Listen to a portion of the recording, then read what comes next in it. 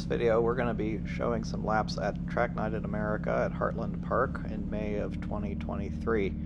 If you haven't gone to Track Night in America before and don't know what it is, it's basically just an opportunity for people to get their street cars and, in some cases, former race cars on track. The general idea is that you're not taking all-out race cars. It's supposed to be limited to street cars, but you can get exemptions.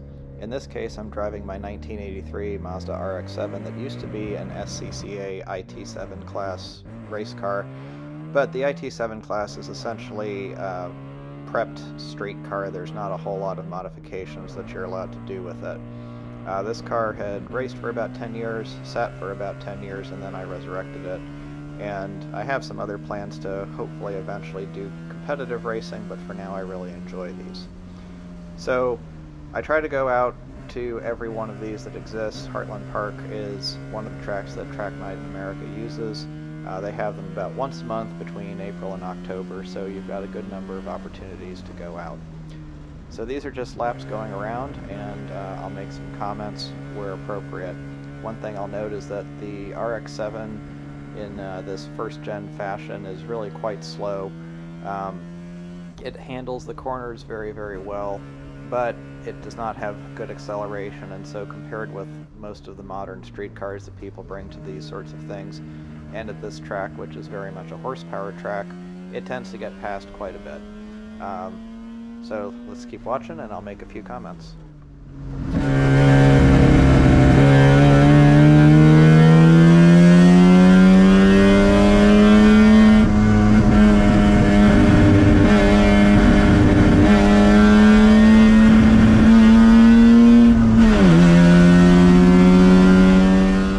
So one of the rules for passing at Track Night in America is that you have to give point buys to allow cars to pass you, and there are only certain sections where you're allowed to pass for novice and intermediate. I was in the intermediate class on this day.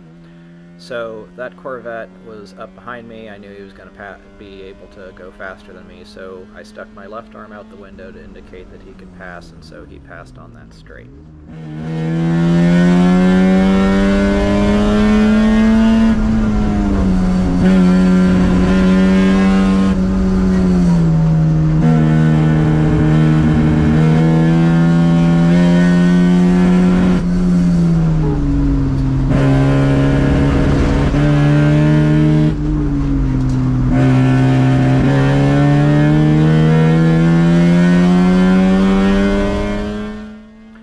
So if you were paying attention in the past few corners, you'd notice that there was the Corvette ahead of me, another car ahead of him. I think that was actually a Fiat 500 Abarth, and then there was a Porsche Boxster ahead of him, and that Porsche was not really doing a good job of pointing people by.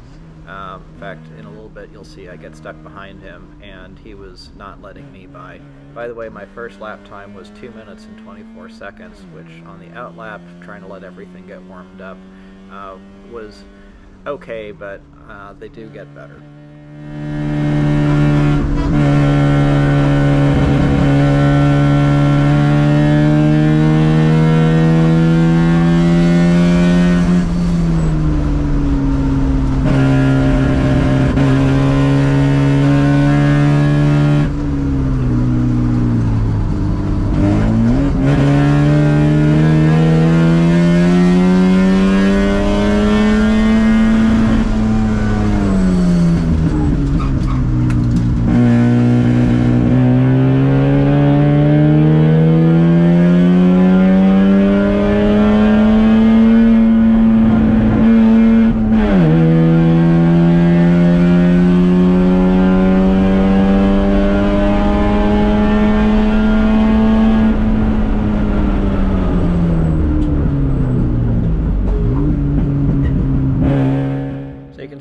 Through several passing zones here, and that Fiat pointed the Corvette by, and the Porsche finally pointed the Corvette by as well, but that Fiat, who is a faster driver in that car, has not been given a point by yet. If you go to one of these events, really try to be cognizant of who's behind you, and when in doubt, let them pass you. If you catch up, then that person should let you pass them in return.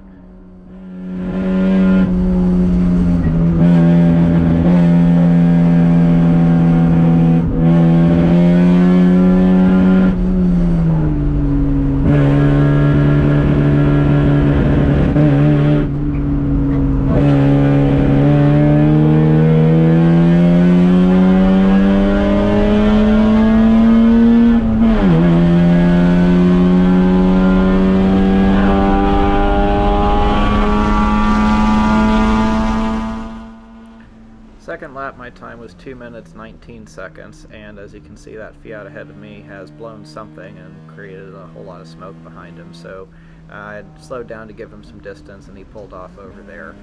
Eventually he ended up back in the pits. I'm not quite sure what ended up happening. So now I'm directly behind the Porsche, and eventually I will catch up to him, but I'll tell you that at no point during this session, which lasts about 20 minutes, did he let me pass him. So afterwards he'd asked me if he was slowing me up, and I politely said that in the corners he was, and in the second session he didn't end up letting me pass him again either. So just something again to be cognizant of if you go to these. Do try to be courteous about point buys. It's just part of how you're supposed to do things, and it lets everybody have the most fun.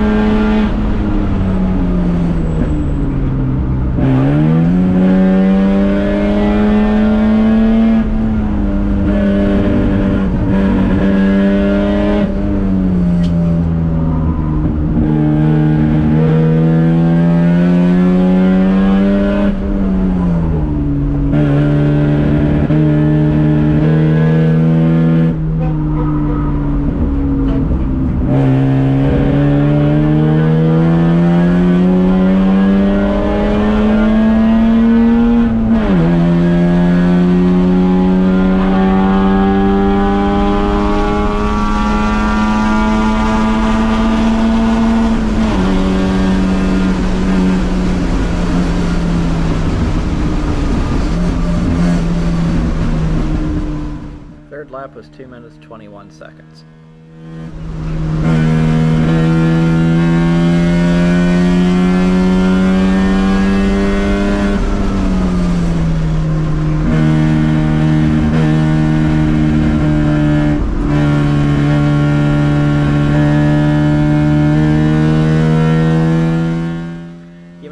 That at part throttle it seems like there's a running issue, and there is an issue with the carburetor that at the top of the primaries before the secondaries kick in, it's not getting sufficient fueling. But at full throttle it's doing just fine, so that's just something I have to look at on this car. So if you'll notice, basically for the rest of the time on the track at this session, I'm going to be pretty close behind this Boxster. And in reality, I'm having to slow down in the corners a good bit for him in some cases, which is limiting what my track times are.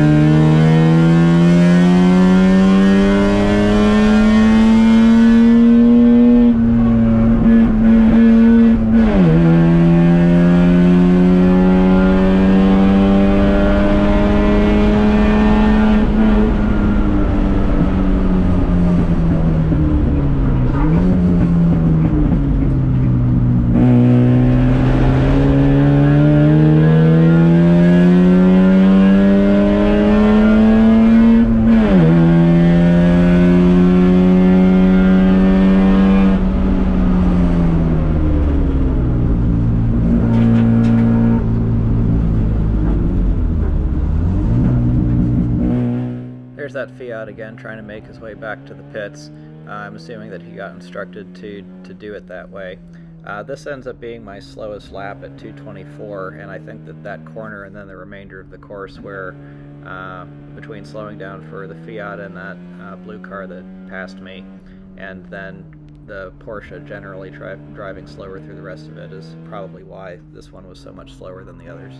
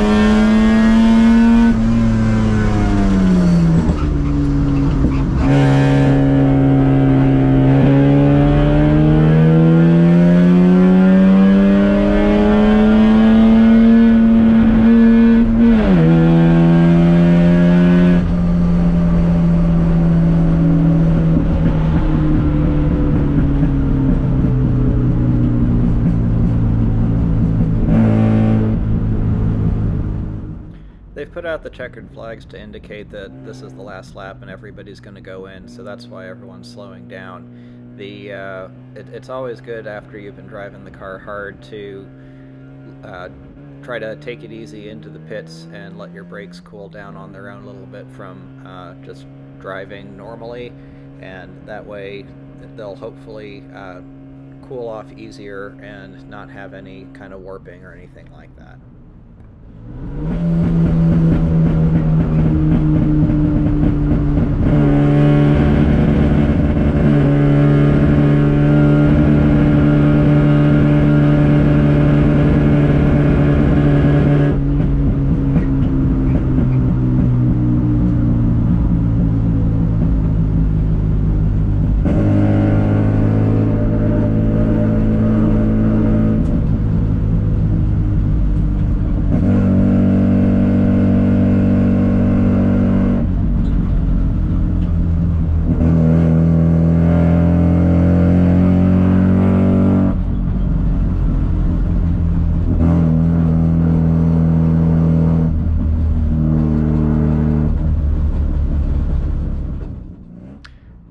Just going into the pits, so I'll end the video here and move on to the next track session. I forgot to hit record on the GoPro as I was leaving, so I did it after the first lap or two.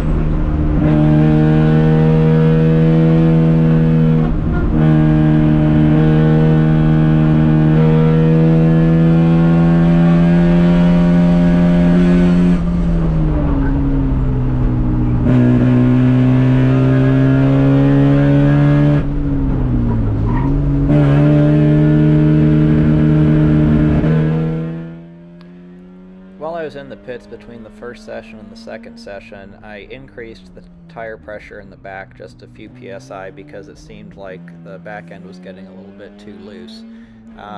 That definitely improved the performance, and while I ended up still spending the session stuck behind this Porsche, he was doing better as well. My best lap time in this session was 2 minutes and 11 seconds, which is a personal best at the track, but that was my second lap, and I think that was either this one or the one before I hit record. I'm pretty sure it was the one before I initially hit record on this.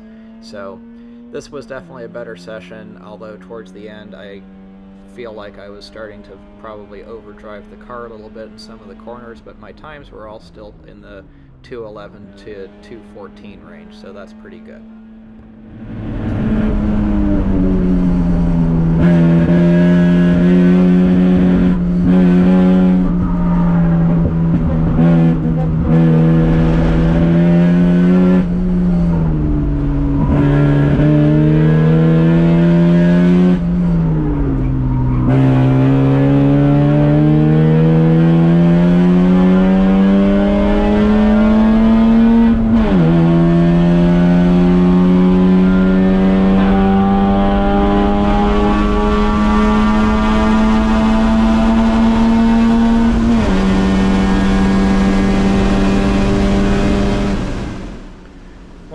At Heartland Park is that the front straight has a hill towards the end of it, and you can't see over the hill as you're approaching it, so it's one of those things where you need to get enough experience at the track to know what's on the other side of it and get comfortable with going over it at speed. So now that I've gotten to that point, I end up getting just under 100 miles an hour according to the GPS at the end of the straight before I start to have to hit the brakes. The highest I saw was 98, and it seemed like every straight was the same at 97 or 98 on that one. So now I have a goal to get over 100 next time.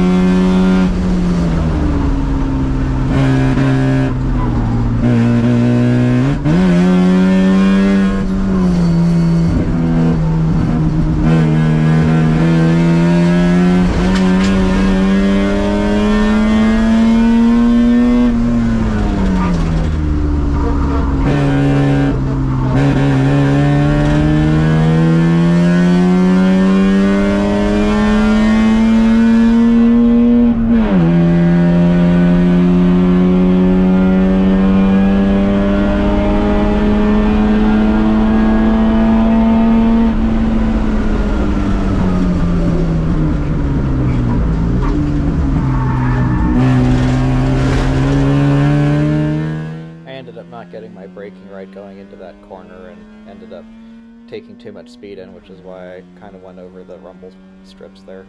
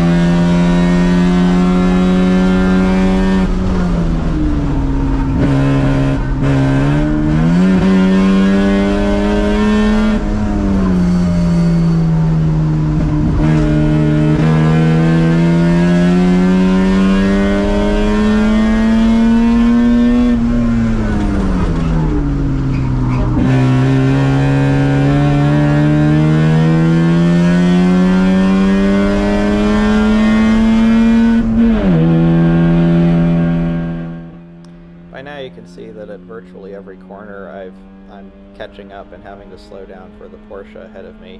By this point I was getting kind of frustrated, and I had turned on my headlights to try to make the point, and he didn't get it, so after a while I gave up. And there I was frustrated and carried too much speed into that corner again. So, but that's just how this one went. I'd actually tried to get a spot in line ahead of him, but then I got caught up chatting with one of the fellows I know here who'd come up and said hi, so not a big deal. But one of the things they tell you, aside from giving point buys whenever you see a good handling car behind you, even if the car is slower in the straights, is they also tell you to try to get your spot in line appropriately. And I try to go in the third line because of how much slower this car is, but maybe I should have gone in the second line so that I could have been ahead of the Porsche. The other thing I could have done is I could have pulled into the pits and just asked them to let me right back out again at a point where I was behind the faster cars with a good gap, so that I would basically have the track to myself. That's another thing that you can do. Important thing with these track night in Americas is that it's not a competition, so you're just out there to have fun, and there's a lot of different tools you have at your disposal to make the most of your time out there.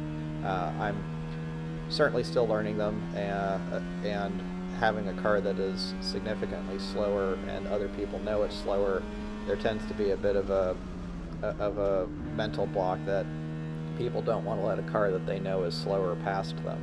So just how things are.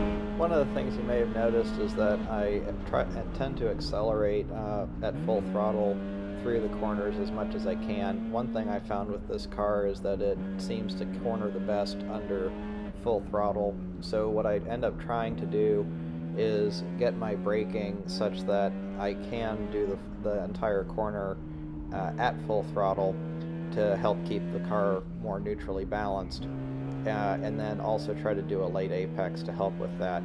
I definitely don't have my timing and my braking and acceleration points perfect on that, but that's what I've been aiming to do with the car, and it seems to work better.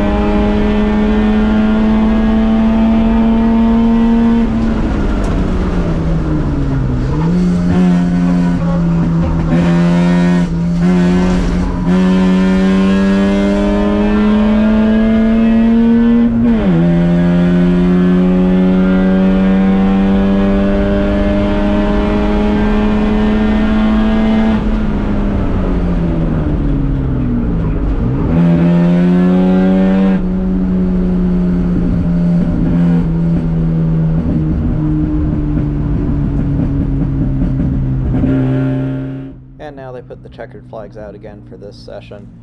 Track Night America, at least at this track, runs 3 sessions each time, but I had to leave after the second session to go pick up my kids and then get them to bed, so unfortunately I wasn't able to do the 3rd session. But I find these really enjoyable. One of the negatives with them is that they do not have instruction, so you're really just out there learning things on your own. If you have some kind of background with high performance driving, then that gives you a bit of a leg up, but you can still get a lot out of this just even if you don't have any prior training or experience, just by going out there, working on the basics of trying to follow the racing line and paying attention, the situational awareness that you get if you're doing this right, of looking at cars and trying to figure out where to give point buys and things like that, is something that is really beneficial to you in any form of driving. So it's a great program. It's really quite affordable, definitely something that I recommend. Because this car is not registered, and even if it was, I really wouldn't want to drive it out here. I trailer it each time, but you can take your street car, and most of the cars that are out here have no special preparations or anything like that. It's just a helmet, show up and go. If you have any questions about Track Night in America or about my RX-7, feel free to put them in the comments, and hope you enjoyed watching this video. If you liked it and want more like this, I will continue posting them in the future, so make sure to leave that as well. Thanks again for watching.